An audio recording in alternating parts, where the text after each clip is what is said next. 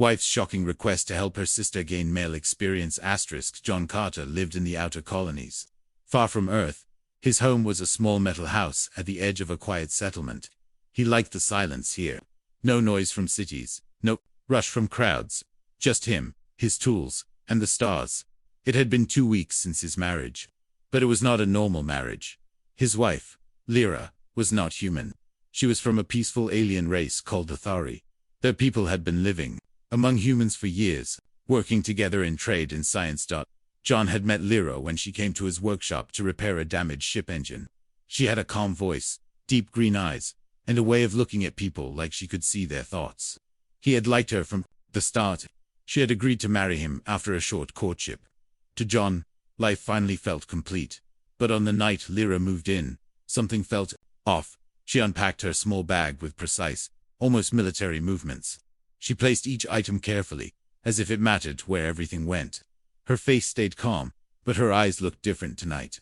They held a shadow, a secret. They ate dinner together in silence. The air between them felt heavy, like a storm waiting to break. After the meal, Lyra stood near the window, looking at the twin moons outside. Her hands were clasped tight behind her back. Finally, she turned to him. "John," she said softly, "I have a request." Her tone was careful, almost formal. "What kind of request?" he asked, leaning back in his chair. She hesitated, then stepped closer. "It is about my sister Mira. She will come here tomorrow.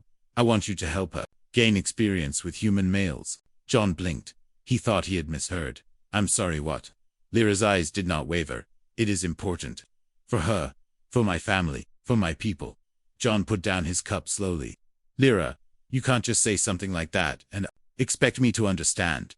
What exactly do you mean?" She did not answer right away. Instead, she looked back out the window, at the dark hills beyond the settlement. "Myra is young," Lyra said finally. "She does not know your kind. She must learn before it is too late." "Too late for what?" John asked. Lyra turned her gaze back to him. There was something urgent in her voice now. "I cannot tell you everything. Not yet. But this is not about romance. This is about survival." Survival. The word hit John like a cold wind. He leaned forward. "Lyra, I don't like this. If there's danger, tell me. I can help protect you both. But this is strange. Why me? Why now?" Her lips pressed into a thin line. "Because you are my husband. And because I trust you." John searched her face. He wanted to believe her, but something about her calmness made it worse. Like she had prepared for this moment for a long time. Finally, she said, "Please, John, do this for me. For Myra." He didn't answer right away. His mind was full of questions. What kind of experience did she mean? Why the secrecy? And why did it feel like she was hiding something bigger, something dangerous? That night, John lay awake, listening to the wind against the metal walls. Lyra slept beside him, breathing slow and even, as if nothing was wrong. But John couldn't stop thinking about her words. Gain experience with human males. Survival. What was coming that could connect those two ideas? The next morning, John woke to find Lyra already dressed. She was outside, speaking into a small silver device in her native language. Her voice was low, urgent. He could not understand the words, but he caught the rhythm, short, tense sentences. When she saw him in the doorway, she slipped the device into her pocket and smiled faintly. "Myra will be here by noon," she said. John nodded slowly, pretending not to notice the way her hand stayed close to her pocket. The hours passed slowly. John worked in his workshop, but his mind kept drifting back to the conversation from last night. He had known Lyra for months, but now he felt like he didn't know her at all. By the time noon came, the settlement's shuttle bus pulled up outside. The door opened, and a young woman stepped out. She looked like Lyra, but younger, softer features, bright, curious eyes. She carried no bags, only a small pouch at her belt. "Mira," Lyra said warmly, hugging her sister. Mira smiled but looked at John with open curiosity, her eyes scanning his face, his hands, his stance. It was like she was studying him. "Hello," she said in clear, careful English. "Hello," John replied. For a moment, they stood in silence. Then Mira tilted her head, as if considering something. "You are different," she said. John forced a smile. "I guess we all are." Inside the house, Lyra poured tea for everyone. The sisters spoke quietly in their own language, their voices rising and falling like waves. John sat back and listened. He didn't understand the words, but he understood the tone. Something about this visit wasn't just family bonding. And he knew one thing for sure. Whatever was happening, it was only the beginning. Mira's presence in the small metal house changed the air immediately. She moved with light, careful steps, as if she was measuring every sound she made. Her eyes were bright, but there was a watchfulness in them, the same kind John had seen in soldiers. She sat at the table across from him, holding the cup of tea Lyra had given her. She didn't drink, she only held it, as if testing its warmth. "You live alone here?" Myra asked finally, her voice soft but clear. "Mostly," John said. "It's quiet. I like it that way." Myra nodded, studying him. "Quiet can be safe," she said. "But sometimes, too quiet is dangerous." The words stayed in John's mind. It was an odd thing for someone her age to say. Lyra stepped in before John could ask more. "Mira will be staying for some days," she said. "I want you to take her into the settlement. Show her human places, human ways." John glanced at Mira. She was already looking at him again, unblinking. "All right," he said slowly. "We can do that." That afternoon, they walked to the market square. The settlement wasn't large, just a few shops, a small food hall, and the shuttle station. The dusty streets carried the smell of engine fuel and baked bread. Myra seemed fascinated by everything. She paused to watch two children chase a ball.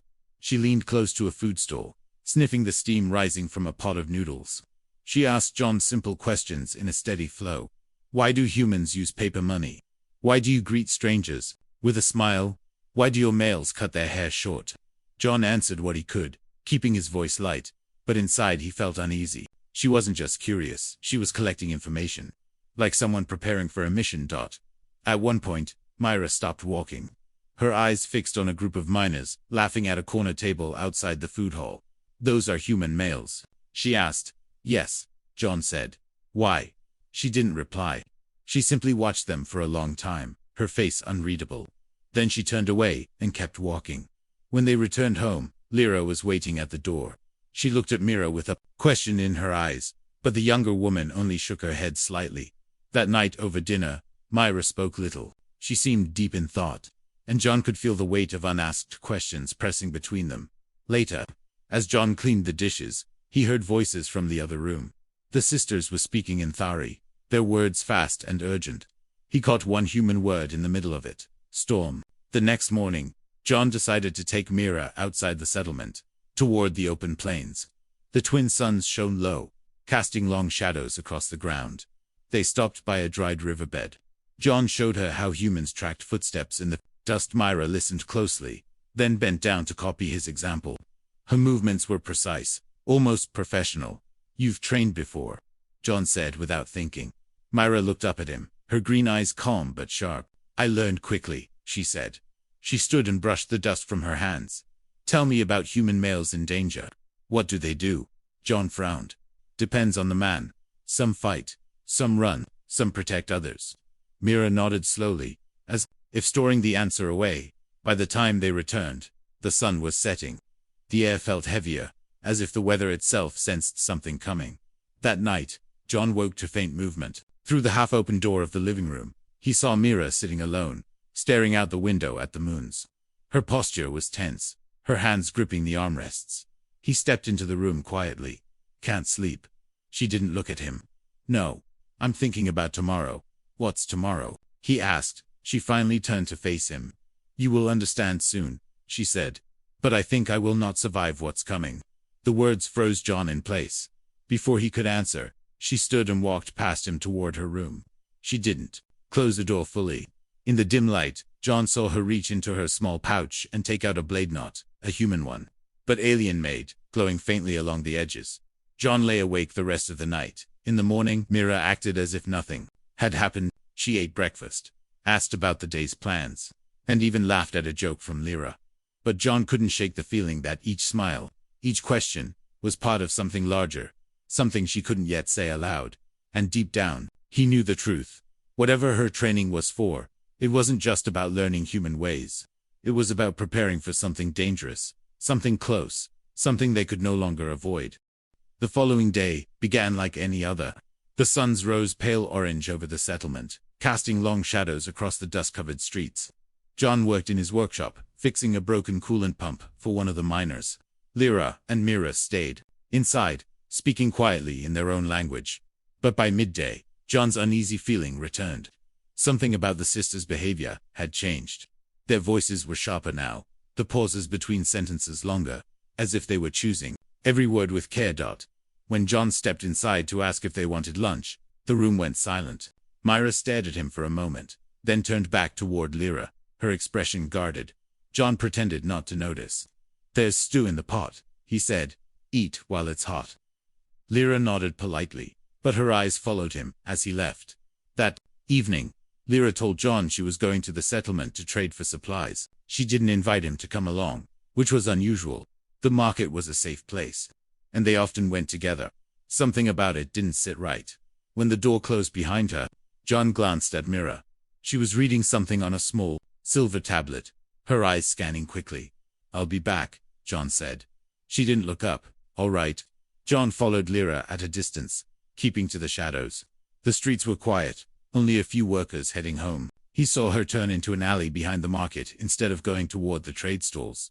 She stopped beside a dimly lit corner and pulled out a small device, the same one John had seen before. Her voice was low, urgent. He couldn't understand the Thori words, but he caught fragments of tone-sharp tense, like commands. Then, suddenly, a human word slipped in between the alien syllables. "Breeding." John's stomach tightened. He leaned closer, careful not to make a sound. More Thori words followed. Then another human phrase. "War Council." A cold shiver ran down his spine. Breeding. War Council. These weren't the words of a wife making family plans. These were the words of someone preparing for a conflict. Lyra's voice dropped even lower. The last human word he caught before she ended the call was deadline. She slipped the device back into her coat and walked out of the alley, her face calm, as if nothing had happened. John stayed hidden until she was gone. When he returned home, Lyra was already inside, pouring tea for Myra. They spoke in their language again, their voices softer now. John took a seat across from them. "Everything go well at the market?" he asked casually. "Yes," Lyra said, without hesitation. "We have what we need." But John knew she had brought nothing back with her. Not a single supply bag. Later that night, after both sisters had gone to their rooms, John sat alone in the living room, staring at the dark window. His mind kept replaying the words he had heard. Breeding, War Council, deadline. He didn't know much about Thari politics, but he knew one thing. Wars needed soldiers, and soldiers needed numbers. Could Myra's training be connected to this? Was she meant to help create some kind of alliance between humans and Thari? Or worse, was she part of a plan to prepare her people for war against another species? John's thoughts were interrupted by a faint sound from Mira's room. He moved quietly to the doorway and looked inside. Myra was sitting on the floor, the silver blade from her pouch resting across her knees. She was turning it slowly, watching the faint glow run along its edges. Without looking up, she said, "You followed Lyra today." John froze. "How do you know that?" "I can read your steps," Mira said simply. "You walk heavier when you're hiding something." She looked up at him now, her eyes unblinking. "You heard some of the truth, didn't you?" "Enough to know something's wrong," John said. "What's really going on here, Myra?" She hesitated, then shook her head. "It's not my place to tell you. Not yet. But I will say this: what's coming will decide who survives, and who doesn't." Before he could ask more, she stood and placed the blade back in her pouch. "Get some rest, John. Tomorrow will be different." The next morning, John awoke to find both sisters dressed in travel gear. Lyra handed him a small bag. "We're going out," she said. "All of us." "Where?" John asked. "To prepare," she replied. He looked from her to Mira, who was already strapping the blade to her thigh. The younger sister met his gaze and gave the faintest nod, as if confirming everything he feared. John tightened his grip on the bag. Whatever the hidden reason was, he knew he was now a part of it, whether he wanted to be or not. The morning was cool, the sun's hidden behind thin silver clouds. John walked beside Lyra and Mira as they left the settlement. The dusty road stretched ahead toward the old human training facility, a place once used by colony security forces, but now abandoned, except for occasional drills. John carried a bag with water, rations, and a small toolkit. Lyra had a calm expression, but her eyes stayed fixed on the horizon. Myra walked with quick, steady steps, her blade hidden under her coat. They reached the training grounds just before midday. The facility was a cluster of low metal buildings, surrounded by a wide dirt field. Rusted target stands and broken barricades lay scattered across the ground. The wind whistled through the empty space. "This place feels dead," John said. "Dead places can be useful," Lyra replied. Inside the largest building, the floor was marked with faded lines from old combat drills. Lyra turned to John. "Today, you will help Mira. Teach her what you know about human fighting. Weapons, movement, thinking under pressure." John frowned. "You've been training her already." "Why me?" "Because you fight differently," Lyra said. "Humans fight with more unpredictability. She must learn that." Myra was already removing her coat. She wore light armor underneath alien design, flexible and almost weightless. She pulled the blade from her pouch and waited. "Let's see what you've got," John said, stepping onto the training floor. For the next hour, they moved through drills. John showed her basic stances, how to shift weight when dodging, how to use the environment to her advantage. Myra copied every move with precise control. She rarely asked questions, but her eyes missed nothing. Then John tested her speed. He attacked without warning, using sudden feints and unpredictable angles. Mira's reflexes were sharper than most trained soldiers he'd met. Still, there were moments she hesitated, moments where instinct was slower than thought.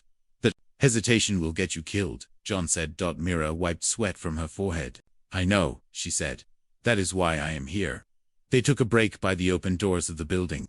The wind carried the smell of dust and something faintly metallic. John noticed a lone figure standing far away near the fence, a tall man, in a dark coat, not moving. "Lyra," John said quietly, nodding toward the figure. She turned, her eyes narrowing. "Ignore him. Keep working." But the man didn't look like someone who just happened to be passing by. He was watching them. And though he stood too far for John to see clearly, he caught a faint glint near the man's hip, a weapon. They resumed training. Mira's focus was sharper. John didn't know if she had noticed the watcher, but her movements carried a new urgency. She pushed herself harder, faster, almost reckless. Then Lyra called for a final test. "Simulate an attack," she told John. "Push her to her limit." John nodded and moved in without warning. He used every trick he knew: low sweeps, sudden charges, feints that turned into real strikes. Mira blocked most of them, but one strike caught her shoulder, making her stumble. Instead of backing away, she charged at him, flipping the blade in her hand. John barely had time to dodge, as the glowing edge passed inches from his side. "Good," Lyra said, stepping forward. "But you are still holding back." "I don't want to hurt her," John said. "You won't," Lyra replied. "She is stronger than you think." Before John could respond, the sound of a sharp metallic click echoed through the space. The man in the coat was now inside the building, a strange weapon raised in his hand. "Training day's over," he said in a low voice. His accent was unfamiliar, his tone cold. Lyra stepped in front of Mira instantly. "You don't belong here," she said. The man's eyes flicked toward John. "You must be the human husband," he said. "Good. Then you should understand this girl is not safe. Not for you. Not for anyone." Myra's stance shifted, the blade ready. "You're from them," she said. The man smiled faintly. "Clever." Without warning, he fired. A pulse of blue light shot across the room. John tackled Myra to the floor just in time, the blast hitting the wall behind him and leaving a smoking hole. Lyra pulled a small pistol from her coat and fired back, forcing the man to retreat toward the door. He didn't run. He moved with deliberate steps, as if sending a message. "I can come back anytime." When he disappeared into the dust outside, Lyra lowered her weapon. "We have less time than I thought," she said. John sat up, his heart pounding. "Who was that?" "An enemy scout," Lyra said. "They've found us." Mira's face was calm, but her grip on the blade was tight. "Then, the real test begins now," she said. John looked at them both, realizing that whatever secret they were hiding was no longer just their problem. The enemy was here, watching, and ready to act. And now, whether he liked it or not, he was part of the fight. The suns were setting when they returned to the settlement. The sky was painted in deep orange and purple, but there was no beauty in it for John. His mind kept replaying the scene from the training grounds, the stranger's weapon, his cold words, and the look in Mira's eyes when she recognized him. Lyra kept her pace steady, but her jaw was tight. Mira walked slightly ahead, scanning every street, every shadow. When they reached the house, Lyra locked the door and drew the curtains. We cannot stay here much longer, she said. John set his bag down. Not until you explain what's going on. Lyra hesitated, then walked to the small desk in the corner. From the drawer, she pulled out a thin metal disc, no bigger than John's palm. She pressed a hidden button, and the surface lit up with a soft blue glow. A hologram appeared in the image of a massive alien warship, its surface bristling with weapons. The ship looked nothing like the Thari vessels John had seen before. This is a Varen-class hunter ship, Lyra said quietly. They are our oldest enemy. They take what they want. Resources, weapons, people. John stared at the image. People. Lyra's eyes hardened. Specifically, females of my kind. Myra spoke for the first time since they'd arrived home. They believe our bloodline is valuable. They use it to create hybrids for their army. John's stomach turned. And you think they're after you? They are after all of us, Lyra said. But Mira, most of all. John turned to the younger sister. Why you? Myra met his gaze without flinching. Because I am the last daughter of the High Line. My blood carries traits they want. If they capture me, they will breed an entire generation under their control. The words were simple, but the weight behind them was crushing. John ran a hand through his hair. And the man today, the one in the coat. A scout, Lyra said. He was here to confirm Mira's location. Which means, she tapped the metal disc, and the hologram shifted to show the warship moving through space. They are already on their way. How far? John asked. 2 days, maybe less, Lyra replied. Silence filled the room. Finally, John said, so what's the plan? Lyra's eyes softened for a moment. The plan is to get Myra far away from here, before they arrive. Myra shook her head. No, running will not stop them. If they find me once, they will find me again. The only way to end this is to make them fear what happens when they come. John looked between them. You're talking about fighting them? Yes, Myra said simply. Lyra frowned. That's not what It's what must happen, Myra interrupted. You've trained me for months, Lyra. You didn't do that just so I could hide. John could see the tension between the sisters, but he understood Myra's point. Hiding would only delay the inevitable. Before they could argue further, the desk's COM device beeped sharply. Lyra pressed it, and a voice came through in harsh, crackling static. It spoke in the Thari language, but John caught one human word in the mix orbit. Lyra's face went pale. They've arrived early. John moved to the window and peeked out. The twin moons glowed above the horizon, but now a third light shimmered in the sky, a faint, steady glint that didn't belong to any star. That's them, Mira said. But within an hour, the settlement was buzzing. People gathered in the streets, pointing at the strange light. The colony's small defense force was put on alert, though John knew they had little chance against a ship like the one Lyra had shown him. Back inside, Lyra packed quickly. Weapons, water, medical kits, everything went into 2 small bags. John picked up his old rifle from under the bed. If we're doing this, we need a plan. And we need it now. Myra strapped her blade to her thigh. We hit them before they land. Make them see we are not prey. Lyra looked at her sister, then at John. Her shoulders straightened. Then we do it together. That night, they moved to the edge of the settlement, where the old communication tower still stood. From there, they could see the warship more clearly, a dark, jagged shape drifting against the stars. They'll send smaller craft first, Lyra said. Scouts, maybe a capture team. John adjusted the scope on his rifle. Then we make sure none of them go back to report. The wind was cold, carrying the scent of dust and metal. Far above, the enemy ship's lights shifted, as if something within it had awakened. John felt his heartbeat steady. Whatever happened next, there would be no turning back. And somewhere deep inside, a thought began to take root. Maybe humanity's unpredictability was exactly what Myra needed to survive. Asterisk, the night wind cut cold across the open plains. John, Lyra and Mira stood at the base of the old communication tower. The enemy warship still a dark shadow high above. They will not send the full army right away, Lyra said, her voice steady but low. First will come the capture team. Fast, silent, dangerous. How many? John asked. 4 or 5, Lyra replied. They will expect no resistance. Then we give them something they don't expect, John said. Mira's eyes gleamed. In the moonlight, a trap. John looked around. The tower was tall, its steel frame rusted, but still strong. Power cables ran from it into the ground, linking to the old relay station nearby. He'd worked on that station before he knew its power could be overloaded. If we rigged the relay to overload, we could fry anything within 30 meters. John said, including their capture team. Lyra nodded slowly. It could work, but the timing must be perfect. We'll make it perfect, John said. The three of them set to work. John and Mira hauled the old power cells from the station, while Lyra rewired the control panel to direct all the stored energy into a single surge. Every click of the tools echoed in the still night, every sound reminding them how close the enemy might already be. When the trap was ready, John placed his rifle across the tower's lowest platform. Myra tested her blade, the soft blue glow running along its edge. "You've trained for this," Lyra said to her sister. Myra didn't look away from the weapon. "I've trained for more than this." They didn't have to wait long. Just before dawn, John spotted movement in the sky, three dark shapes cutting across the pale light, silent and fast. The smaller crafts dropped low, skimming over the ground until they stopped near the tower. The capture team emerged. Tall figures in black armor, faces hidden behind smooth helmets. They moved like shadows, spreading out in a practiced pattern. One of them scanned the ground with a device that gave a faint green glow. "They know someone's here," John whispered. The team drew closer. Myra crouched low, waiting for the signal. When the first soldier reached the tower's base, Lyra hit the control panel. The relay's power cells screamed with a high-pitched whine. The ground flashed bright as the surge exploded outward.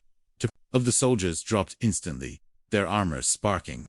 The other three stumbled, their movements jerky, but still dangerous.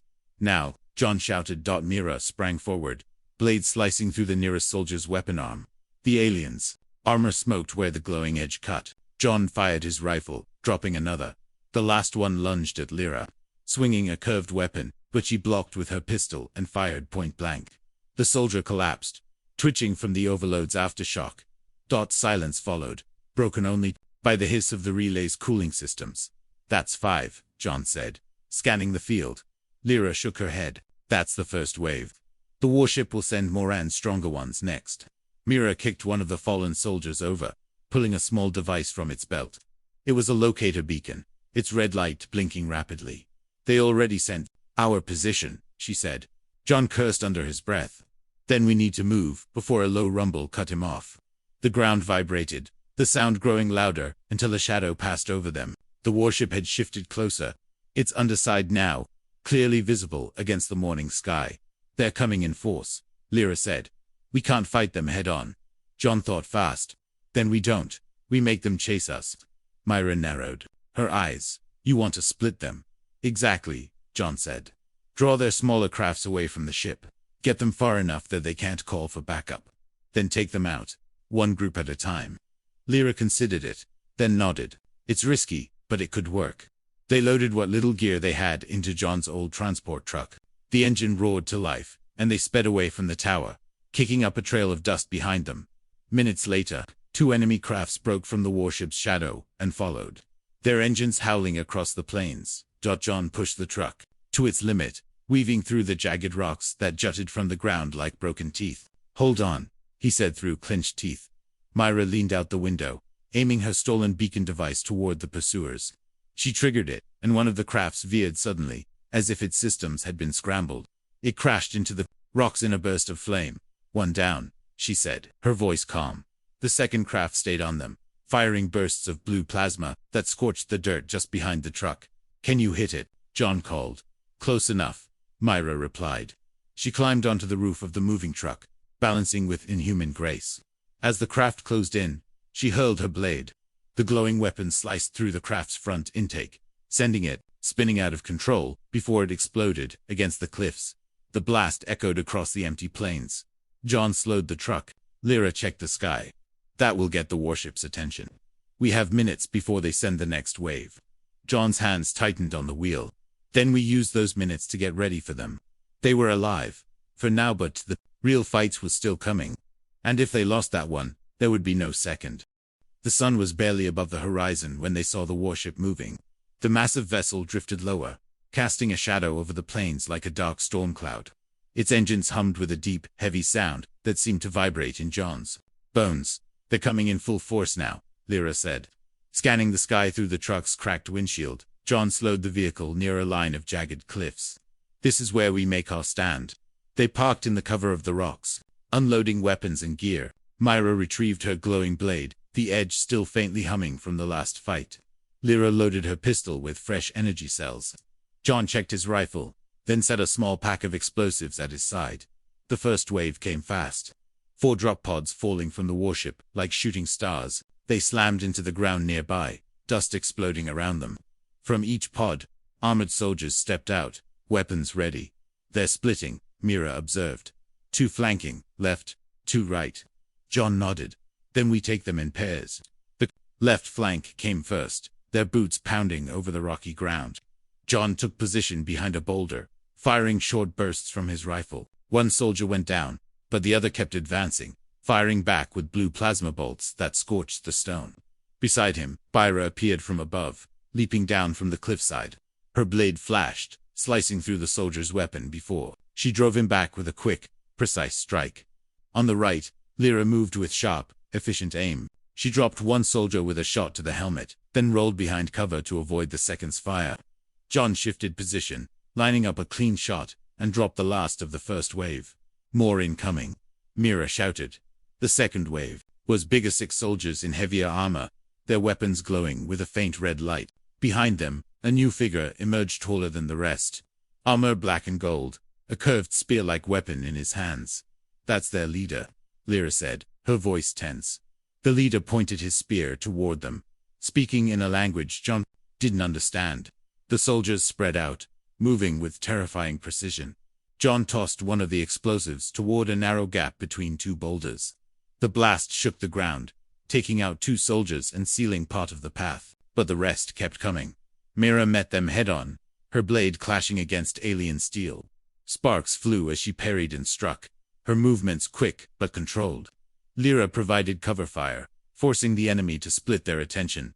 Then the leader charged. He moved faster than his size should allow, the spear's energy tipped, leaving a trail of light in the air. John fired at him, but the shots bounced off his armor. The leader closed the distance, swinging the spear toward John's chest. John barely rolled aside, feeling the heat of the weapon pass inches from him. He came up firing again, aiming for the gaps in the armor, but the leader kept advancing. Mira intercepted him, their weapons clashing with a loud crack. The force of the blow pushed her back, but she didn't falter. She struck again, this time aiming for the spear shaft. The glowing blade cut deep, and the weapon's energy tip flickered before going dark. The leader roared, tossing the broken weapon aside and drawing a curved dagger from his belt. He lunged at Myra, but John stepped in, firing point blank into the exposed joint at the leader's neck. The alien staggered, giving Mira the opening she needed. She drove her blade into the leader's chest, the glow piercing through the armor. The leader fell to his knees, then collapsed in the dust. For a moment, the battlefield was silent, except for their heavy breathing. The remaining soldiers froze, then began to retreat, toward the drop pods. "They're pulling back," Lyra said. But John's relief was short-lived. Above them, the warship's engines shifted, and a deep rumble filled the air. "They're not leaving," Mira said grimly. "They're calling for more." Lyra's eyes widened as she looked at the sky. "No, they're sending the signal." "What signal?" John demanded. "To the rest of their fleet," she said. "This wasn't the full invasion, this was just a test." John followed her gaze upward. The warship's underside glowed with strange symbols, each one pulsing brighter as the signal built dark in the distance. Far beyond the horizon, faint points of light began to appear in the sky, dozens of them. Ship's Myra wiped blood from her cheek, her face calm but her eyes fierce. "Then we fight again," she said. John tightened his grip on his rifle. "Next time, they won't be testing us." Lyra looked at both of them, then at the growing lights above. "Then we make sure next time, we're ready to win." Above, the points of light multiplied, until the sky looked like it was filling with stars that moved. And in that moment, John realized this battle had only been the beginning.